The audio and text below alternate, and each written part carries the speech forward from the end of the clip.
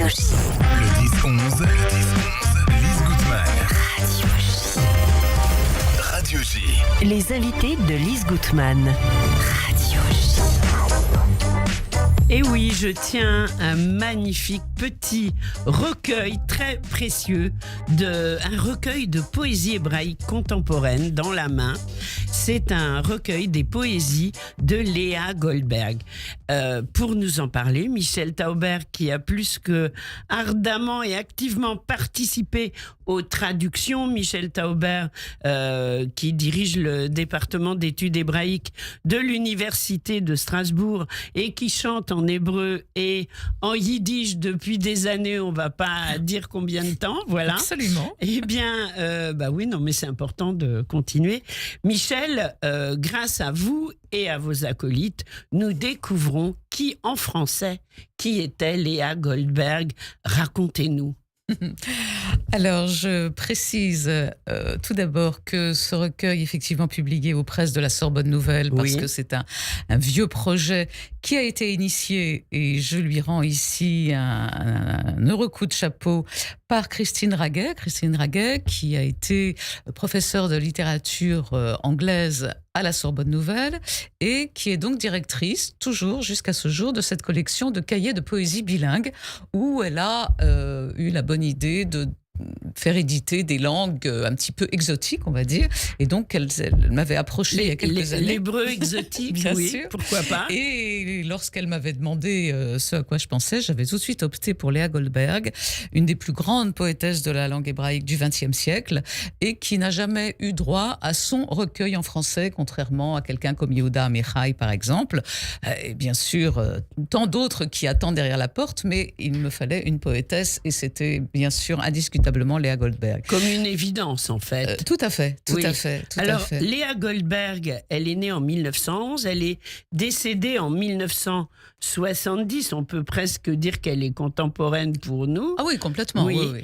Et qu'est-ce qu'elle a, en fait, en quoi consiste sa poésie? Je crois qu'elle avait un amour de la terre assez incroyable, de la terre d'Israël. Il y avait un amour de la terre d'Israël, mais qui ne le cédait en rien à l'amour de sa terre lituanienne, puisque elle est née donc à Königsberg, qui est maintenant Kaliningrad, qu'elle a grandi à Kovno, Kaunas en lituanien, et qu'elle est allée, elle a fait ses classes en fait dans un lycée nommé Tarbut, mais qui était en fait une succursale de toute une chaîne de lycées hébraïques. C'est-à-dire qu'on enseignait la plupart des matières, la grande majorité des matières, en hébreu, entre les deux guerres. Ça équivalait un petit peu au réseau yiddish parallèle. Oui. C'est chaud. Donc, en fait, l'hébreu... pas comme langue maternelle, mais quand même comme langue d'études, quasiment. Quasiment. Oui. À l'âge de 10-12 ans, elle déclare qu'elle sera une écrivaine hébraïque. Ah oui, quand même. Je voudrais juste ajouter, à propos de ces lycées Tarbut, qu'il ne s'agissait pas tant de mettre l'accent sur le côté sioniste, ce n'était pas tant un lycée destiné les élèves à partir ensuite en Palestine mandataire, etc., même si elle y est partie à l'âge de 25 ans, mais c'était acquérir une culture hébraïque qui allait de soi pour cette génération-là. Et cette culture hébraïque, elle était à mettre sur le même plan que la culture russe, que la culture allemande, qui étaient quand même les deux grandes cultures européennes, et française souvent en traduction, même si Léa Goldberg a ensuite eu à son actif un nombre absolument incroyable de langues européennes. Et donc c'était ça, en fait, Tarbut. Et donc elle arrive en Israël, après avoir passé un doctorat à l'université de Bonn sur la traduction du Pentateuque en samaritain. Ah oui, carrément. Carrément. Elle arrive donc en 1935 à Tel Aviv. Alors une Tel Aviv absolument grouillante de culture hébraïque. Et elle rejoint le célébrissime tandem de poètes de l'époque, Avraham Shlonsky et Nathan Alterman. Et elle va tout de suite être intégrée. Nathan Alterman, que vous interprétez beaucoup dans vos récitals. Absolument. Nathan Alterman, grande figure évidemment de la poésie complètement contemporain, exactement quasiment contemporain de Léa Goldberg. Léa Goldberg, alors contrairement à ces messieurs qui avaient, je dis ces messieurs, mais Oui. j'englobe toute la gente masculine qui écrivait en hébreu à l'époque et qui avaient, eux, eu droit à un enseignement classique, elle n'a pas en poche, si je puis dire, la culture hébraïque classique, même si, bien sûr, elle a abordé la Bible, mais elle l'a pas abordé sous cet aspect-là. Et elle est complètement imprégnée en particulier de la littérature russe et en particulier de ce qu'on appelle la période de l'âge d'argent, qui comprend des poètes comme Ossip Mandelstam et Anna Akhmatova. Et c'est une poésie du quotidien, c'est-à-dire qu'on s'éloigne du symbolisme et des grandes choses un peu hermétiques, choses à laquelle Alterman, par exemple, a souvent recours, pour écrire une poésie la plus simple possible. Et comme tu le disais tout à l'heure, Lise, effectivement, le grand amour de la terre, mais un amour partagé, Oui. comme on va certainement l'entendre On dans va l'entendre dans secondes. quelques instants. Alors, je voudrais juste dire que le recueil a été traduit de l'hébreu par tes soins, mais également avec la participation Surtout, oui. de Ruth Bleitrach, Francine Kaufmann, Nicolas Lazare, Esther Horner, Lida Schertmann et toi-même, Michel Tauber. Je voudrais juste rendre un grand merci aux éditeurs, dans Albin Michel, dans les éditions Caractère, qui nous ont permis d'utiliser justement les traductions déjà existantes D'accord. dans des recueils. Oui. Recueil, Albin Michel, du début des années 60 et les éditions Caractère en 2008. Oui. Alors, moi, je propose qu'on écoute un extrait du livre qui se savoure. On peut lire une poésie par jour. En plus, on Ça peut fait du l'emporter bien. avec soi dans le métro. C'est un Mais petit voilà. livre de poche. C'est ce que j'ai fait ce matin. Et j'insiste sur le côté bilingue, bien Mais évidemment, oui. puisqu'on peut apprécier le français et l'hébreu. Voilà, alors c'est écrit donc en langue hébraïque et traduit en français. On va commencer par une poésie qui s'appelle Arbre au pluriel, Ilanot en hébreu. Alors on va lire, moi je lirai la strophe en français et Michel en hébreu jusqu'au bout de la merveilleuse poésie de Léa Goldberg. Un pain, PIN, hein, on le dit, un pain. Ici, je n'entends pas le chant du coucou. Ici, l'arbre ne se couvre pas d'un manteau de neige.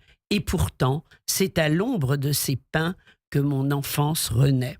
כאן לא אשמע את קול הקוקייה, כאן לא יחבוש העץ מצנפת שלג, אבל בצל האורנים האלה, כל ילדותי שקמה לתחייה. Musique des aiguilles. Il était une fois. J'appelle patrie l'étendue des neiges. La glace verdâtre emprisonnant le cours d'eau, la langue du poème dans un pays étranger.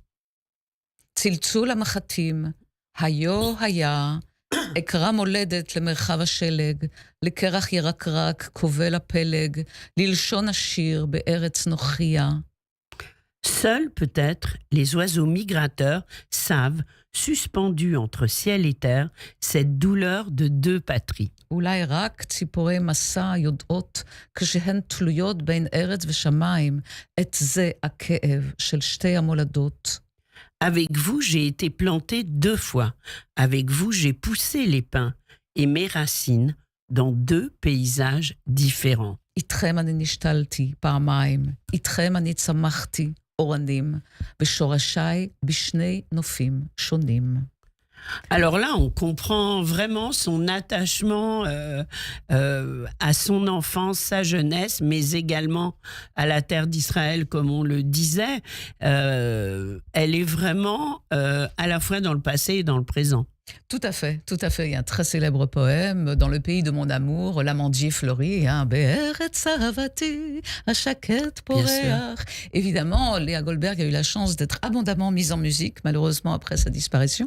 Je voudrais signaler que Léa Goldberg n'est pas uniquement une poétesse, mais également une enseignante de grand talent, hein, ceux qui ont eu la chance d'écouter ses conférences. Elle a était parmi les fondateurs du département de littérature générale et comparée de l'Université hébraïque. C'est également une très grande autrice pour la jeunesse. Elle a publié non seulement des albums très célèbres, mais aussi beaucoup de chansons du répertoire. Et c'est enfin une immense traductrice de l'italien, des sonnets de Pétrarque, du russe, de la littérature allemande, de la poésie française. Combien de temps avez-vous mis à concevoir ce livret de poésie hébraïque contemporaine ? Un certain temps. Je oui. Dirais. Bon, il y a eu des petits retards dus par... Non, mais je parle plutôt, je me suis mal exprimée, je parle plutôt de la traduction, le choix, parce que tout n'a pas été traduit en fait. Loin de là, il a fallu sélectionner, il a fallu traduire, que ce soit la même poésie en hébreu qu'en français. Ce qu'on vient d'entendre, c'est aussi poétique dans les deux langues. Alors, il y avait donc quand même, et je rends grâce encore une fois aux traducteurs, il y avait les poésies existantes, et après, j'y suis allée au feeling. Pour celle que j'ai choisie en plus.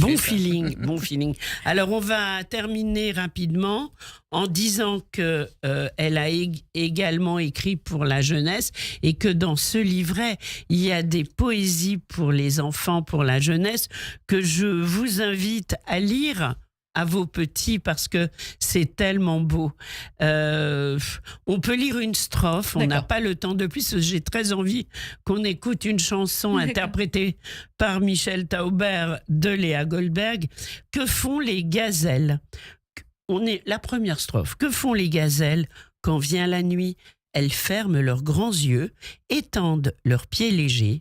Elles dorment les gazelles quand vient la nuit. מה עושות האיילות בלילות? הן עוצמות את עיניהן הגדולות, הן שולבות את רגליהן הקלות, ישנות האיילות בלילות. Magnifique. Donc vraiment, il y a toute la fin du livre, c'est pour la jeunesse, pour les enfants, et le début, c'est plutôt la poésie, on va dire, pour adultes, mais les deux sont absolument magnifiques. Donc vraiment, un recueil de poésie hébraïque contemporaine, Léa Goldberg, aux presses Sorbonne Nouvelles, à se procurer. En librairie. Vous le commandez dans n'importe quelle librairie et il vous arrivera pour la modique somme de 8 €. Oui, ça va. Ça vaut pas le coup de s'en priver. Voilà, et puis c'est une véritable transmission. Michel, quelques notes d'une chanson en hébreu de Léa Goldberg de ton dernier album ? Absolument, donc Nachal Sheli, une très belle chanson d'amour. La musique est de Sacha Argov, je dois dire mon compositeur préféré. Oui. Et au piano, Laurent Greenspan, mon pianiste préféré. On écoute. Merci et à très vite, Michel Taubert. Radio J. Radio J.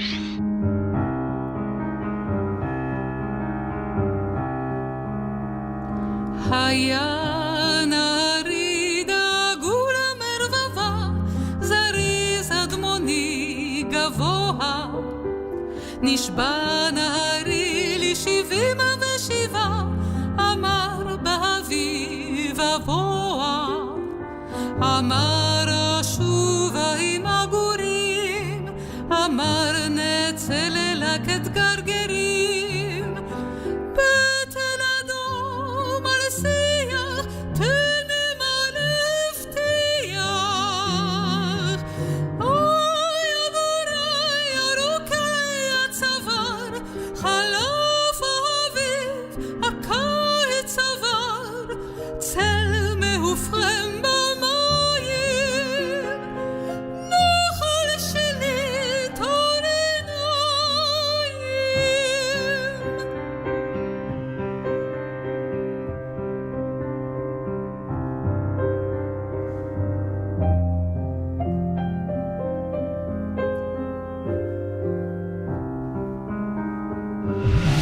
Radio J.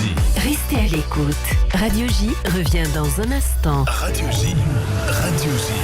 Vous écoutez Radio J à Paris sur 94.8 en DAB+, et sur notre appli Radio J. Radio J. Bonjour. Bonjour, c'est Ilana Ferradian. Vous connaissez ma voix depuis une dizaine d'années maintenant, mais pas forcément mon histoire. Cette histoire, j'ai décidé de vous la raconter sans filtre, à travers mon livre « 7 ans à t'attendre, journal de bord d'une PMA ». Je m'y livre sans tabou sur mon infertilité, à travers les nombreuses suives que j'ai dû endurer pour avoir ma fille, parce que c'est un sujet qui touche énormément de femmes et de couples dans la communauté. J'espère vous donner de la force et de l'espoir. 7 ans à t'attendre.